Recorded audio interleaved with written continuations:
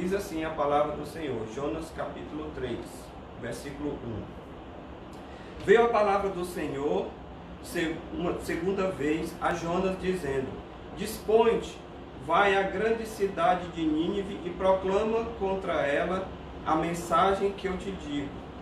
Levantou-se, pois, Jonas e foi a Nínive, segundo a palavra do Senhor. Ora, Nínive era cidade muito importante diante de Deus, e de 3 dias para percorrê-la. Começou Jonas a percorrer a cidade, caminho de 1 dia, e pregava e dizia: Ainda 40 dias e Nínive será subvertida. Os ninivitas creram em Deus e proclamaram um jejum e vestiram-se de pano de saco, desde o maior até o menor.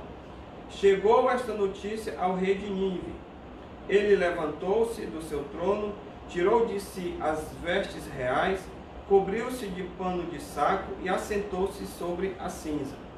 E fez proclamar e divulgar em Nínive, por mando do rei e seus grandes homens,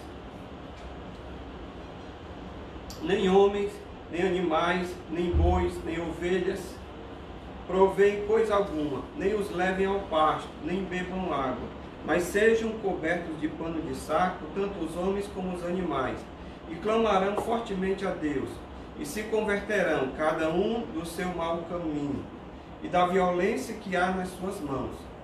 Quem sabe se Deus voltará, e se arrependerá, e se apartará do furor da sua ira, de sorte que não pereçamos?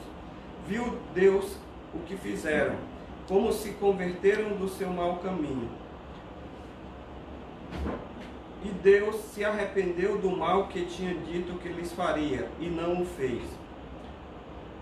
Capítulo 4, versículo 2. E Jonas orou ao Senhor e disse: Ah, Senhor, não foi isso o que eu disse, estando ainda na minha terra? Por isso me adiantei, fugindo para Tarsis, pois sabia que és Deus clemente e misericordioso, e tardio em irar-se, e grande em benignidade, e te arrependes do mal. Versículo 11. E não hei eu de ter compaixão da grande cidade de Nínive, em que há mais de 120.000 pessoas que não sabem discernir entre a mão direita e a mão esquerda, e também muitos animais? Nesse texto aqui que nós acabamos de ler, nós vemos aqui o resultado de Deus chamando o profeta Jonas para que ele fosse à cidade de Nínive e pregasse àquela cidade o arrependimento de pecados, porque ele enviaria um juízo sobre aquela cidade caso eles não se arrependessem. Hoje nós estamos, não apenas nós no Brasil, mas o mundo inteiro está enfrentando essa pandemia do coronavírus. E na tentativa de entender o que está acontecendo, nós ouvimos muitas vozes na internet, cada uma com as suas teorias, com as suas hipóteses, falando o que é que poderia estar acontecendo, tentando entender a razão desse evento que se abateu sobre a humanidade. E eu pensei aqui algumas teorias que eu já ouvi. Alguns dizem o seguinte: é uma arma química criada pelos comunistas para dizimar parte da população capitalista e dominar o mundo.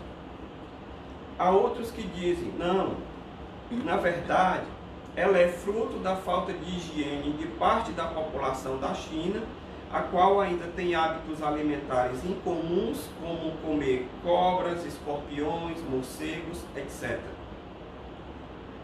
Outros, mais voltados para o campo da espiritualidade, tentando buscar uma explicação não apenas material, científica e lógica para o que está acontecendo. Outros dizem: não, na verdade é a sabedoria cósmica chamando a humanidade para uma parada, para refletir acerca da vida e quão desumanos nós estamos nos tornando. E para outros, cuja espiritualidade é mais voltada para o campo religioso, dizem, não, na verdade, o que está acontecendo é o juízo de Deus, do Criador sobre a sua criação. Então nós temos explicações aí para todos os gostos.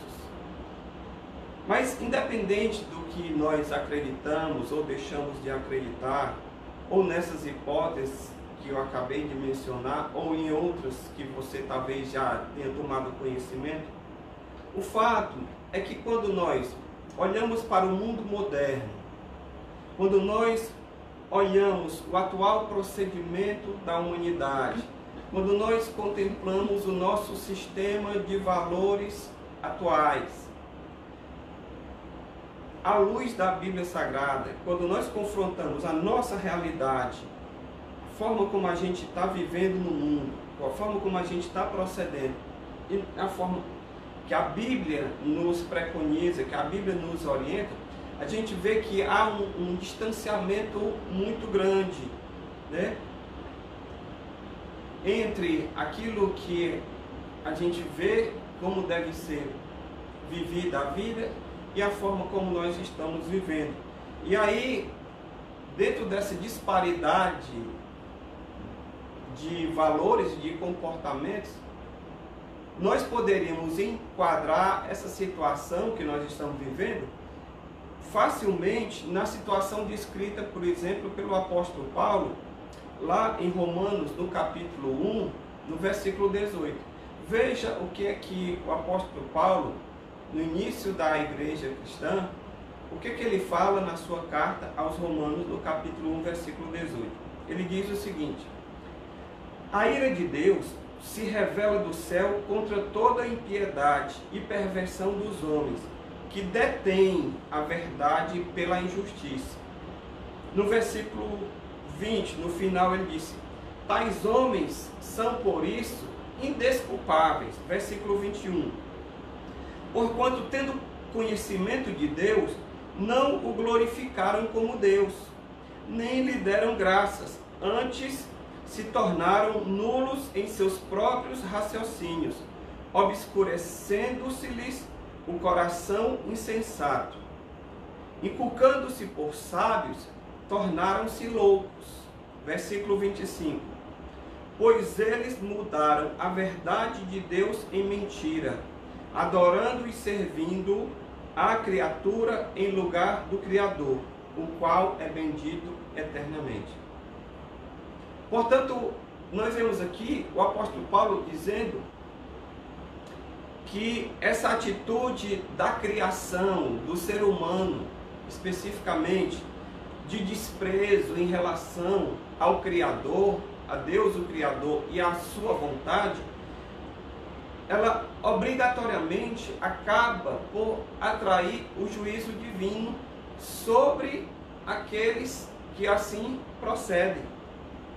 Então eu queria, sem aqui fazer nenhum julgamento de valor, mas simplesmente com base no texto que nós lemos na palavra de Deus e vendo o modus operandi de Deus, a forma como Deus tratou com o pecado da cidade de Nínive, eu queria nessa manhã extrair com você alguns ensinamentos que eu considero preciosos para a nossa jornada. Não apenas durante esse período agora da pandemia, que ele vai passar, mas também para a nossa jornada durante o restante da nossa vida. Para que a gente possa entender como é que Deus lida com a humanidade, como é que Deus trata com a humanidade, quando essa humanidade está indo por caminhos contrários aos caminhos estabelecidos por Deus na sua palavra. E nós estamos, como seres humanos, nós estamos indo num caminho totalmente contrário à vontade de Deus, como o próprio apóstolo Paulo disse há pouco na nossa leitura. Então, quais são os ensinamentos que eu posso tirar para a minha jornada em relação ao modus operandi, ao procedimento de Deus, a forma como Deus lida conosco em relação ao nosso procedimento quando nós estamos indo contra a sua palavra? Primeiro, eu aprendo nesse texto de Jonas que nós lemos, que Deus não permite que o ser humano peque sem adverti-lo do seu caminho. Deus não permite que o ser humano fique pecando sem que ele advirta que aquele caminho é um caminho de morte e que não vai terminar bem. No versículo 2 do capítulo 3 de Jonas que nós lemos, o Senhor disse para Jonas: dispõe-te, vai à grande cidade de Nínive e proclama contra ela a mensagem que eu te digo. Ou seja, o Senhor, ele, ao ver o pecado de Nínive, ele mobilizou o seu servo, o profeta Jonas, para levar essa mensagem de advertência sobre o caminho de morte que aquela cidade estava indo, estava incorrendo.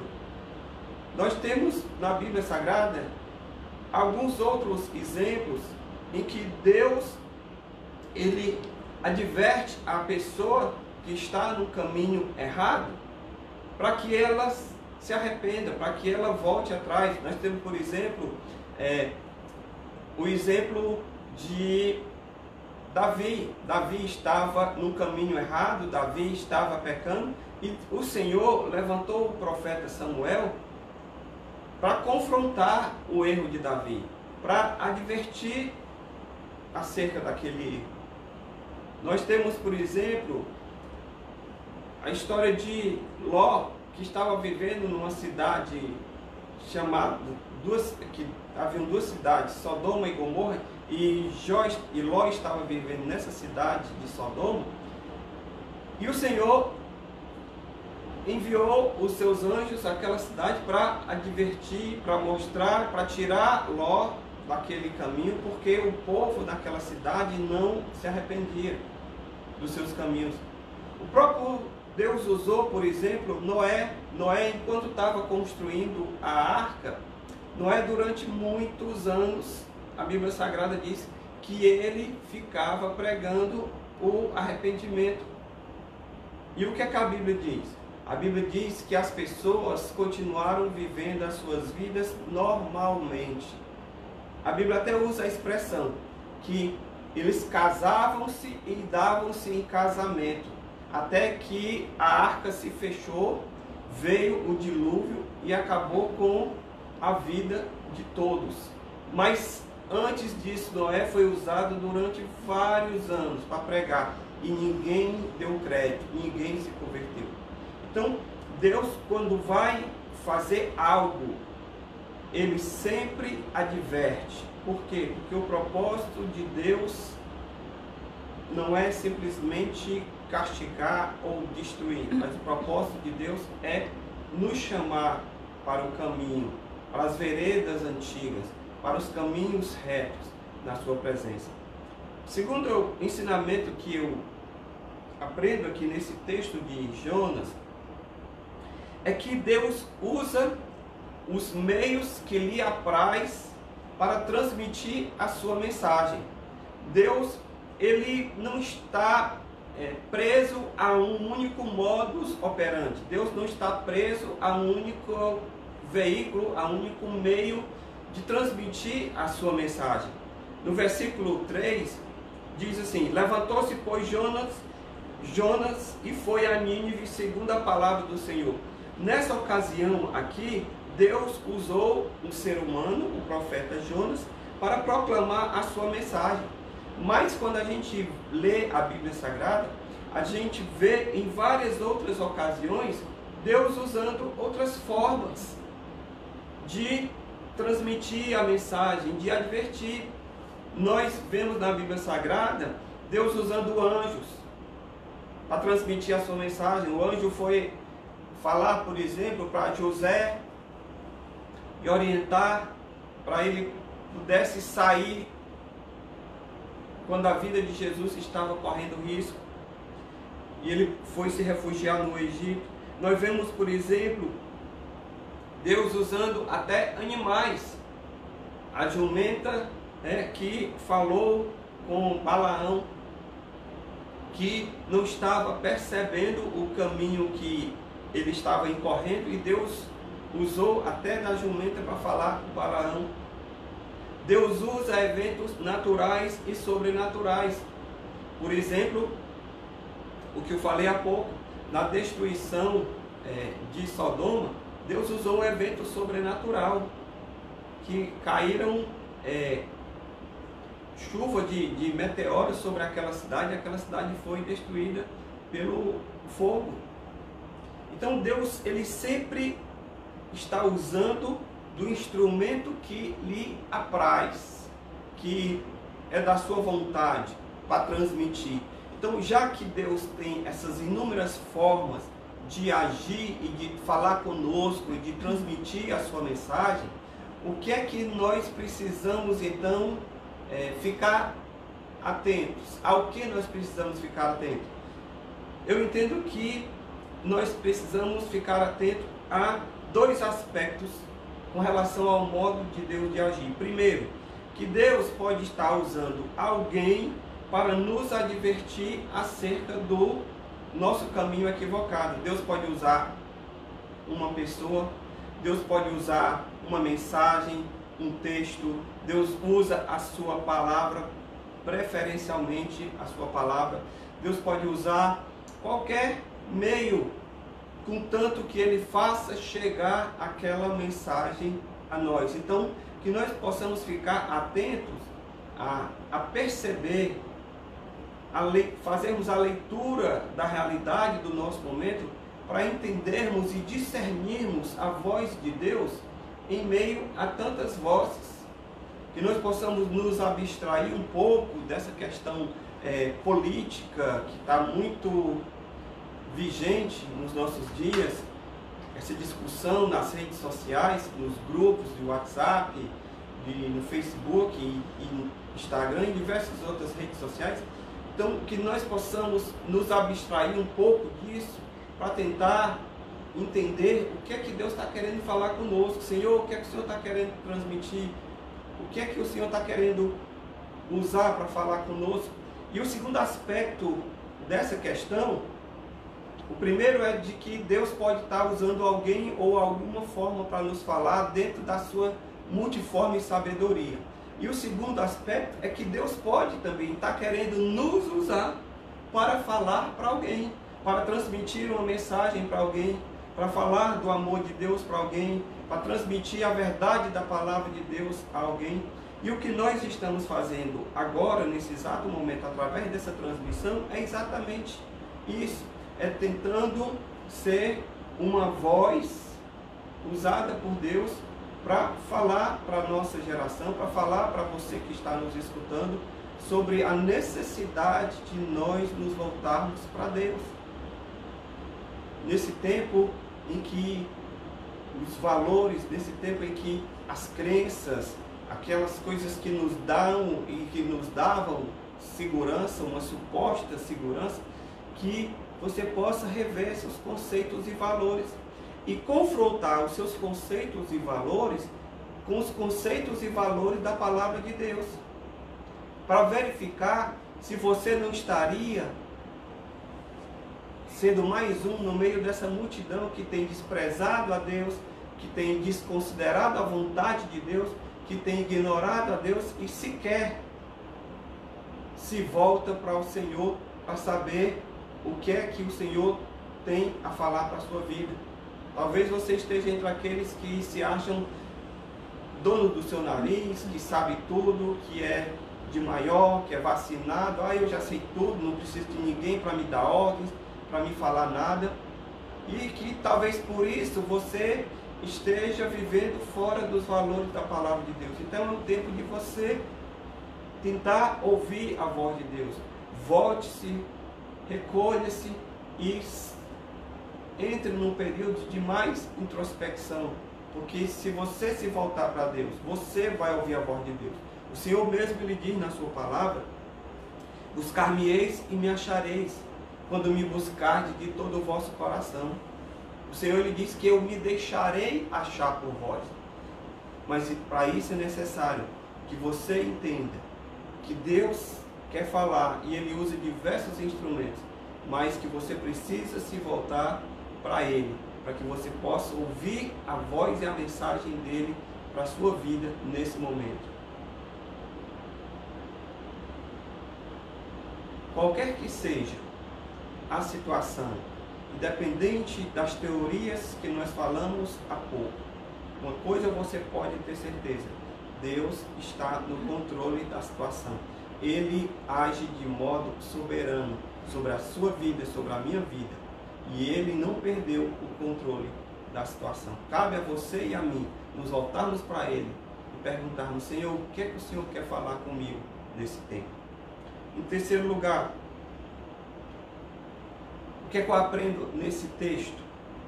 Eu aprendo nesse texto que Deus dá um tempo para arrependimento antes de Ele enviar o seu juízo. No versículo 4, Jonas começou a percorrer a cidade no caminho de um dia e pregava e dizia: ainda 40 dias e Nínive será subvertida. Como o propósito de Deus era o perdão, o que foi que aconteceu?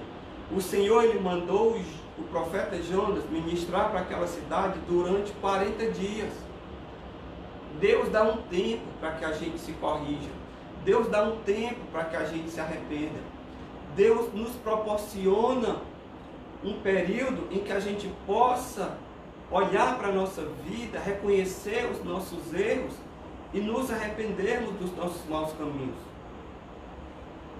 Para nos conscientizarmos, para nos arrependermos e para nós nos consertarmos. Deus está dando um tempo para mim e para você, para que você possa fazer uma introspecção, para que você possa analisar a sua vida e se voltar para Ele. Esse é um tempo em que Deus está nos dando. Se uma coisa que eu, você e o mundo todo não pode reclamar nesse momento, é da falta de tempo. Porque muitos de nós estamos obedecendo a quarentena. Alguns têm que sair para trabalhar, mas uma grande maioria está em casa, com tempo. Então use esse tempo, use bem esse tempo, para que você não fique apenas entretido na internet, nas redes sociais, ou fazendo qualquer outra coisa. Use esse tempo para tentar ouvir a voz de Deus, analisar o seu caminho e se arrepender, porque Deus proporciona esse tempo para nós. Quarto, o que eu aprendo aqui nesse texto? Que Deus, Ele espera, em resposta à mensagem que Ele envia, Ele espera uma atitude de arrependimento da parte daquele que é destinatário da sua mensagem. No versículo 5 diz que os ninivitas, eles creram em Deus. Em resposta à mensagem que Deus mandou para eles de arrependimento, eles responderam positivamente. Eles creram. Eles se arrependeram. Por que que Deus faz isso? Porque a expectativa de Deus é que nós acordemos, é que nós nos arrependamos. Porque o Senhor, Ele não tem prazer em castigar. Deus não tem prazer em enviar juízo. Quando nós lemos aqui, por exemplo, em Ezequiel, no capítulo 33, no versículo 11, olha o que é que o texto nos diz. Diz-lhes, o Senhor falando: tão certo como eu vivo, diz o Senhor Deus, não tenho prazer na morte do perverso, mas em que o perverso se converta do seu caminho e viva. Convertei-vos dos vossos maus caminhos, pois por que haveis de morrer, ó casa de Israel? Então, Deus, Ele Ele espera uma atitude nossa. Deus espera uma atitude positiva da nossa parte, uma resposta positiva nossa em relação à sua mensagem. Deus está falando conosco e é necessário que a gente não endureça o coração. A Bíblia diz: se hoje ouvirdes a sua voz, não endureçais o vosso coração. Não endureça seu coração. Ouça a voz de Deus e tenha uma atitude de resposta, mas uma atitude positiva, uma atitude em que você se conserte, em que você se volte para Deus, porque o Senhor está te dando esse tempo e essa oportunidade, e Ele espera de todo o coração que você se arrependa, como Ele diz mesmo: convertei-vos do mau caminho. Por que você haverá de morrer? Por que você haverá de perecer? Então escute a voz de Deus. A quinta lição que eu aprendo aqui nesse texto é que Deus espera que o nosso arrependimento em resposta à sua mensagem, que esse nosso arrependimento ele se traduza em ações práticas, em algo concreto. Porque se isso não acontecer, nós vamos simplesmente apresentar uma atitude de remorso. Existe uma diferença entre remorso e arrependimento.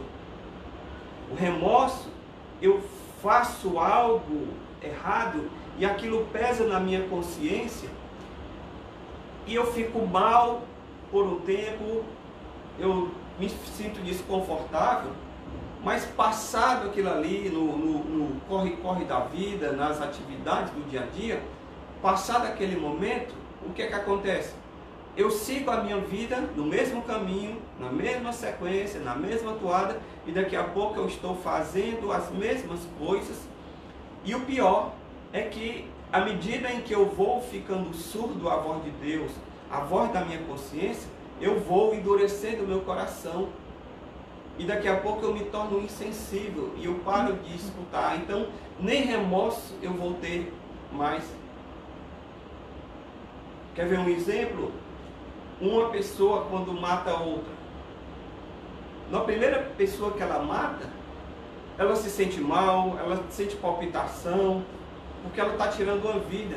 Mas depois que ela começa a ser um matador em série, ele se torna totalmente insensível, mata por bobagem. Por quê? Porque o coração já se endureceu. Então Deus, Ele quer que a gente se arrependa, mas que esse nosso arrependimento seja o arrependimento que a Bíblia fala, que é metanoia, que é mudança de mentalidade, mudança de caminho.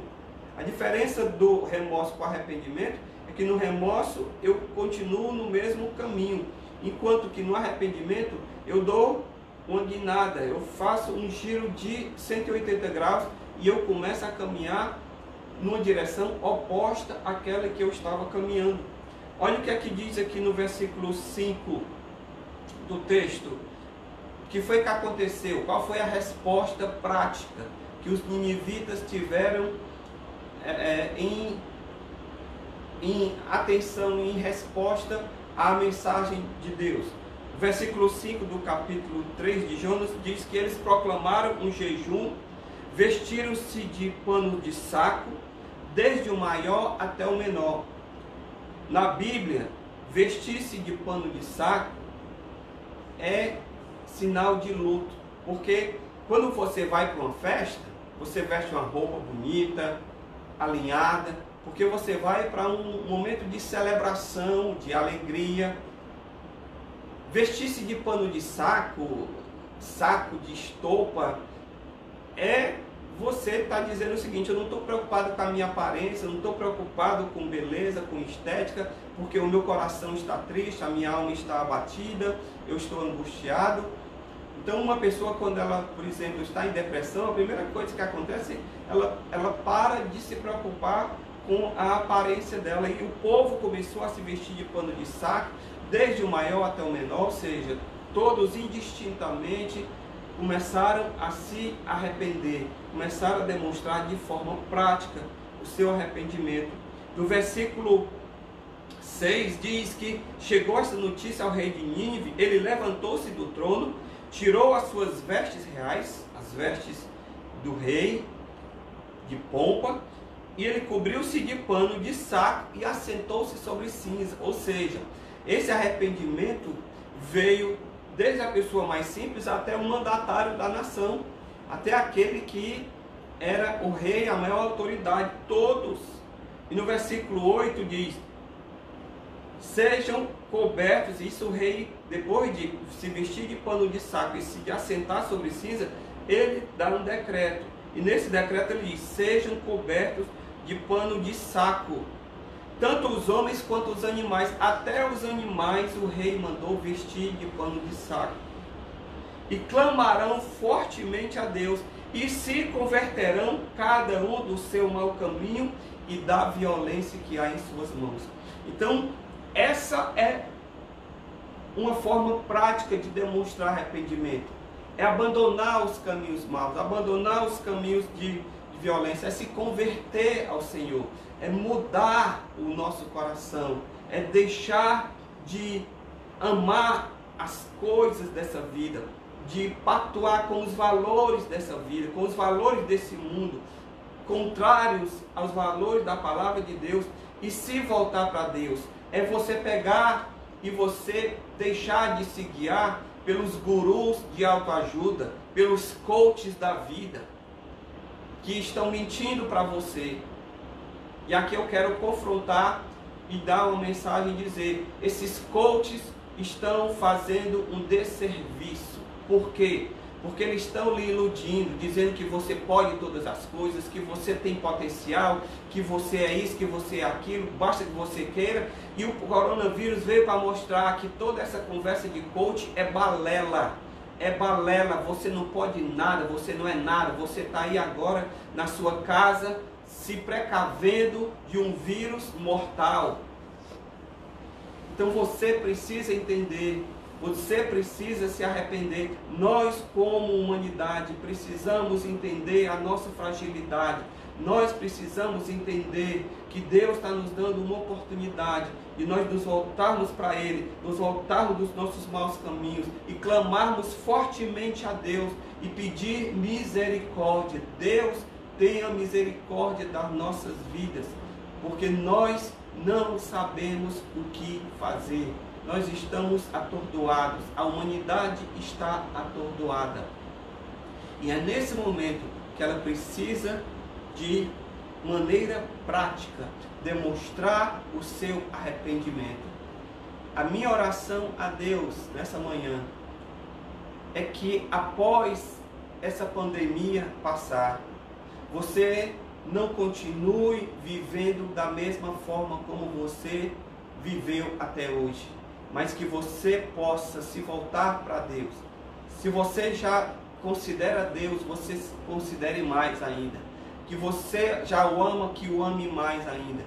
E se você não tem considerado a Deus nos seus caminhos, se você tem vivido para si mesmo, para os seus projetos pessoais, para aquilo que você considera construir da sua vida e a sua história, que você se volte para Deus, se converta, clame a Ele para encontrar misericórdia.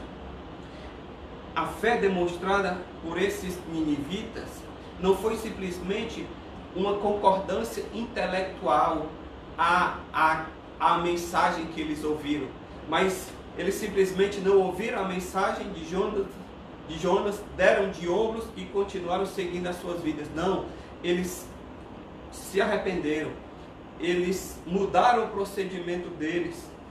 Ou seja, é uma fé que se traduz de maneira prática na vida. Porque a verdadeira fé, a fé bíblica, não é uma fé que é simplesmente uma concordância intelectual com conceitos teológicos. Essa não é a fé bíblica. A fé bíblica é aquela que muda a minha vida, muda o meu procedimento, muda o meu caráter, muda o modo como eu vivo a minha vida. Essa é que é a fé bíblica. E a palavra que eu digo para você é a palavra que João Batista pregou para o povo de Israel, quando ele disse: em Mateus, no capítulo 3, no versículo 8, ele diz: produzi, pois, frutos dignos de arrependimento. Qual é o fruto de arrependimento que você vai estar demonstrando?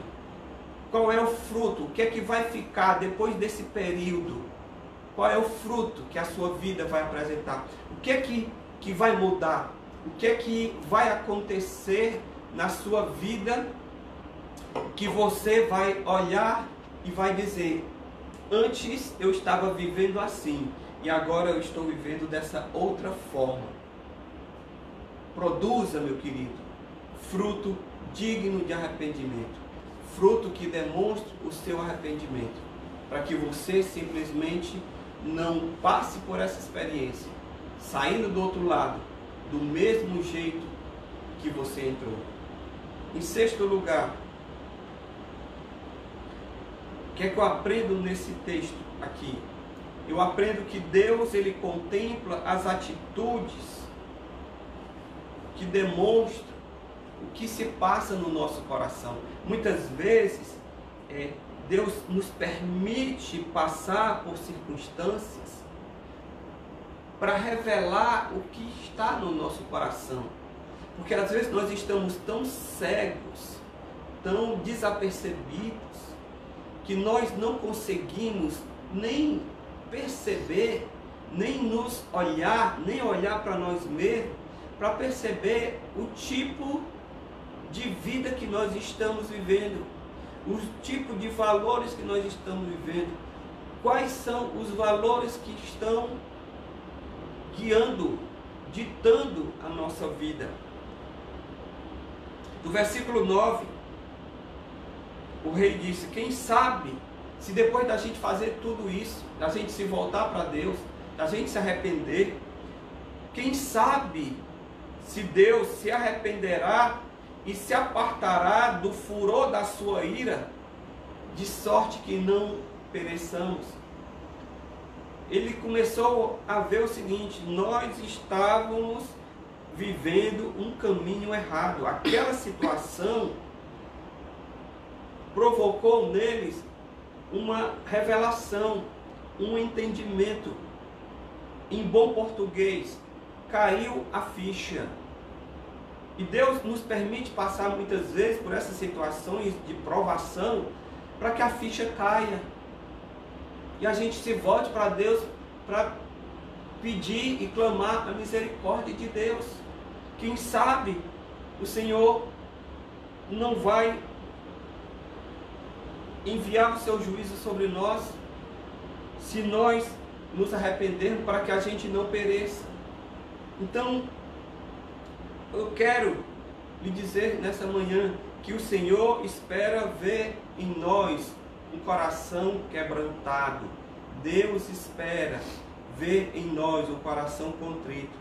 Deus muitas vezes permite uma circunstância adversa para que a gente possa ver o que está no nosso coração. E muitas vezes, quando a gente examina o nosso coração, não é algo bonito de se ver, não é algo bom de se ver. Muitas vezes tem orgulho, tem pecado, tem ira, tem mágoa, tem rancor, tem idolatria, tem prostituição, tem avareza. Essas coisas, elas começam a fluir quando Deus nos coloca em xeque. Para quê? Para que a gente possa tirar tudo isso e nos voltarmos para Ele, para que Ele possa substituir esses valores errados por valores corretos. Olha o que é que o salmista diz no Salmo 51, no versículo 7. Sacrifícios agradáveis a Deus são um espírito quebrantado, coração compungido e contrito, não desprezarás, ó Deus. E no Salmo 138, no versículo 6, ele diz: o Senhor é excelso, contudo atenta para os humildes. Os soberbos, ele os conhece de longe. Então, deixe eu lhe dizer, coloque a humildade no seu coração. Deixe Deus falar com você. Seja humilde bastante para ouvir a voz de Deus. Confesse seus pecados. Sabe o que significa confessar pecados? A palavra confessar significa concordar. Concordar com o que Deus diz acerca da nossa vida. Quando Deus diz, você é pecador, você dizer, Senhor, realmente eu concordo, eu sou pecador. Eu peco, eu falho, eu erro. Sabe qual é um dos grandes problemas da nossa geração? É que a palavra pecado, ela está em desuso. A palavra pecado, ela ficou restrita ao meio religioso. A gente tem outras palavras para falar do pecado. A gente usa síndrome, a gente usa estresse, a gente usa N palavras para dizer a mesma coisa que tem o significado de pecado. E nós precisamos resgatar esse entendimento de que Deus está nos dando essa oportunidade para mostrar o que há no nosso coração, para que a gente se arrependa, a gente entre num processo de contrição, de volta para Deus. Porque a palavra diz que um coração compungido e contrito, o Senhor não despreza. Deus quer aflorar o quebrantamento no meu e no teu coração. E por fim, quase terminando,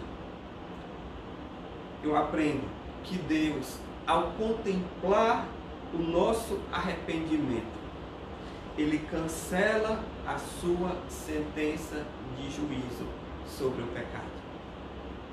No versículo 10 diz o seguinte: viu Deus o que fizeram, ou seja, o arrependimento, de se vestirem de pano de saco de cinza. Viu Deus o que fizeram, como se converteram do seu mau caminho. E Deus arrependeu-se do mal. E se arrepender-se do mal é mudar de ideia. Deus arrependeu-se do mal que tinham dito que lhes faria e não o fez. O arrependimento fez com que a sentença de juízo de Deus fosse revogada. Aquela sentença que Deus havia dado de juízo sobre aquela geração, sobre aquela cidade, o Senhor revogou aquela sentença. O Senhor anulou aquela sentença porque o povo se arrependeu. Por quê? Porque Deus, quando contempla o nosso arrependimento, Ele cancela a sentença de juízo. A Bíblia Sagrada nos diz em Provérbios 28:13: o que encobre as suas transgressões jamais prosperará, mas o que as confessa e deixa alcança misericórdia. Se você encobre o seu pecado, se você joga e varre para debaixo do tapete, você jamais vai prosperar espiritualmente. Você jamais vai se elevar espiritualmente. Você pode até prosperar financeiramente. Só que a prosperidade bíblica, ela é muito mais do que dinheiro. Prosperidade bíblica é um bem-estar geral na nossa vida, em todas as áreas. O que encobre o seu pecado, a sua transgressão, aquele que chama pecado de outra palavra, de síndrome, de estresse, de mau comportamento, de desvio de conduta, ou seja lá qual for o nome que você queira dar, ou que até mesmo alguns conceitos médicos queiram dar, está encobrindo transgressão, está chamando de pecado por outra palavra, para fazer um eufemismo, para dar uma aliviada, para tornar o pecado palatável e fácil convívio. Mas a Bíblia diz: o que confessa e deixa alcança misericórdia. O povo de Nínive alcançou misericórdia. O povo de Nínive só experimentou a revogação da sentença de Deus e foi poupado porque se arrependeu. E agora, concluindo, o que é que eu aprendo nesse texto? É que Deus, no seu caráter misericordioso, Deus ele não tem a vingança, Deus não tem o castigo como o propósito final, mas Deus tem como propósito final a correção das nossas vidas. Sabe por quê?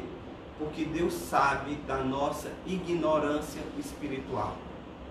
Deus sabe que nós somos muitas vezes ignorantes espirituais. Nós não conhecemos as coisas espirituais. O nosso coração é alheio, avesso às coisas de Deus. Você pode ser PhD na sua área de conhecimento. Você pode ser expert, uma autoridade no campo do conhecimento que você atua. E você ser um analfabeto espiritual. E você ser um ignorante espiritual. E porque Deus sabe disso, porque Deus sabe que nós somos assim, Deus, ele é misericordioso. Porque quando ele nos adverte, Deus não está querendo nos castigar. Deus não está querendo nos destruir. Deus está querendo simplesmente que nós nos corrijamos. Olha o que é que ele fala no capítulo 4, no versículo 2. Só a última parte. O profeta Jonas, ele foi e pregou a mensagem. E algo curioso aconteceu. Porque quando alguém é levantado para pregar a mensagem de arrependimento, o pregador, normalmente, ele espera o quê? Que os destinatários da sua mensagem se arrependam e se convertam dos seus maus caminhos. Mas Jonas, ele não queria que isso acontecesse, por uma questão que nós não vamos entrar aqui, mas ele sabia que se ele fosse pregar, o povo iria se converter. E por isso ele relutou em ir. E quando ele pregou a mensagem e o povo se converteu, ele foi reclamar para Deus. Olha o que é que ele diz aqui no versículo 2 do capítulo 4. E orou, falando de Jonas, ao Senhor e disse: Ah, Senhor, não foi isso que eu disse, estando eu ainda na minha terra? Por isso me adiantei, fugindo para Tarsis, pois sabia que és Deus clemente e misericordioso, e tardio em irar-se, e grande em benignidade, e que te arrependes do mal. Ou seja, Jonas era judeu. Os ninivitas não eram judeus. Era um povo de outra etnia. E havia um preconceito de Jonas em relação àquela cidade. Por isso que ele não quis ir pregar. Porque ele não queria que aquele povo se convertesse. Mas o coração amoroso de Deus é muito maior do que o meu e o seu coração. Nós às vezes colocamos barreiras em relação às pessoas. Nós às vezes temos os nossos preconceitos. Nós temos os nossos gostos e colocamos os nossos gostos acima da racionalidade. Mas Deus não. Deus, ele age baseado na sua misericórdia. E o Senhor queria alcançar aquela cidade. E o profeta disse: eu sabia, Senhor, que se eu pregasse eles iriam se converter e que o Senhor iria anular aquela sentença. E no versículo 11, Deus diz o porquê dele ter cancelado a sentença, do porquê ele não ter mandado o juízo sobre aquelas pessoas. O Senhor diz no versículo 11 do capítulo 4: não hei eu de ter compaixão da grande cidade de Nínive, em que há mais de 120.000 pessoas que não sabem discernir entre a mão direita e a mão esquerda. e também muitos animais, ou seja, Deus sabe da nossa ignorância, Deus sabe da nossa inabilidade, da nossa incapacidade de muitas vezes entender as coisas espirituais. Porque a Bíblia diz que o homem natural não conhece as coisas de Deus, porque as coisas de Deus, elas se discernem espiritualmente. E é necessário que eu e você tenhamos o Espírito Santo dentro de nós para trazer luz, para trazer revelação, para trazer compreensão para as nossas vidas. Então, entenda, Deus não tem propósito em castigar, Deus tem propósito em corrigir, para que a gente se conserte e viva, porque Deus não tem prazer na morte do ímpio. Então, com essas palavras, eu quero que você entenda que o caráter de Deus, aqui descrito por Jonas, é misericordioso, Deus é compassivo, Deus é longânimo, ou seja, Deus tem um ânimo longo, Ele tem uma grande paciência conosco. E que Deus, Ele cancela as sentenças de morte de castigo quando nós nos arrependemos. Que, apesar da nossa ignorância, nós possamos entender isso, que o coração de Deus está trabalhando para que eu e você nos voltemos para Ele. Eu me lembro agora do texto de 2 Pedro, capítulo 3, versículo 9, quando Pedro escreve a sua carta, as pessoas para quem ele escreveu, elas aguardavam um retorno iminente de Cristo, logo, para aquela época. E eles começaram a morrer e não viam a volta de Jesus, e alguns começaram a dizer, está demorando muito, Jesus está demorando muito a voltar. E Pedro escreve a sua carta, essa segunda carta, no capítulo 3, no versículo 9, ele diz o seguinte: não retarda o Senhor a sua promessa, como alguns a julgam demorada.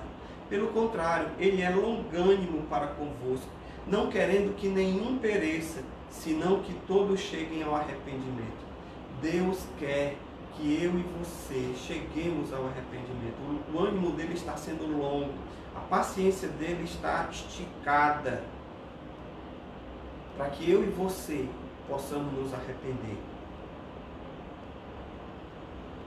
O apóstolo Paulo, pregando na sua época, lá em Atos dos Apóstolos, no capítulo 17, no versículo 30, olha o que é que Paulo diz. Ora, não levou Deus em conta os tempos da ignorância. Agora, porém, notifica aos homens que todos, em toda parte, se arrependam. Todos, em toda parte, se arrependam. E ele diz o motivo, versículo 31. Porquanto estabeleceu um dia em que há de julgar o mundo com justiça, por meio de um varão, esse varão é Jesus Cristo, que destinou e acreditou diante de todos, ressuscitando dentre os mortos. Pastor, qual é a certeza de que eu tenho, que eu posso ter, de que um dia cada um de nós vai comparecer perante o tribunal de Deus para dar conta da nossa vida? Paulo diz, a ressurreição de Cristo é a prova de que isso vai acontecer. Jesus ressuscitou dentre os mortos e está sentado à direita de Deus. A obra que ele tinha para fazer, ele fez. Ele morreu na cruz por mim e por você, para que nós nos arrependamos.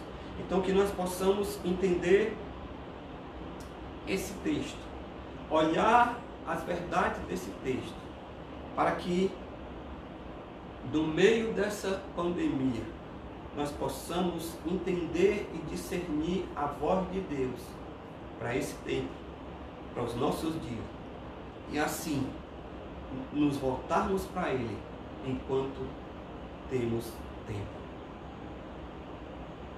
Que Deus possa falar ao seu coração, trazer sobre a sua vida esse entendimento. E eu queria agora encerrar orando com você e por você. Eu queria fazer uma oração, lhe ajudar nessa oração. Essa oração é uma oração de confissão, é uma oração de arrependimento, é uma oração de mudança de caminho. Que você possa orar comigo. E eu quero fazer o seguinte: eu quero orar e vou dar um tempo para que você repita comigo. Vou orar pausadamente, para que você possa dizer para Deus: Deus, eu quero me voltar para Ti. Ore comigo e diga: Senhor Deus, nesse instante, eu quero diante de Ti reconhecer que preciso do Senhor. Eu quero, Senhor, me arrepender dos meus maus caminhos. Eu declaro, Senhor, que reconheço a Jesus Cristo como o único Senhor e Salvador da minha vida. Eu abro o meu coração para que Tu, ó Jesus, entres, faça morada, perdoa-me, Senhor, me purifica de todos os meus pecados, lava-me no Teu sangue, pois eu preciso ser purificado dos meus maus caminhos. Em nome de Jesus, escreve o meu nome no livro da vida, para que nunca mais seja apagado. E que a partir de hoje, Tu sejas o Senhor, único Senhor da minha vida.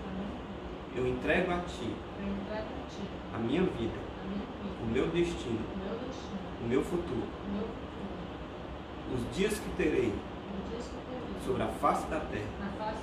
Eu quero viver na Tua presença, de forma que a minha vida seja agradável a Ti. Que as palavras dos meus lábios e o meditar do meu coração sejam agradáveis a Ti, ó Deus. Esta é a minha oração. Em nome de Jesus. Amém.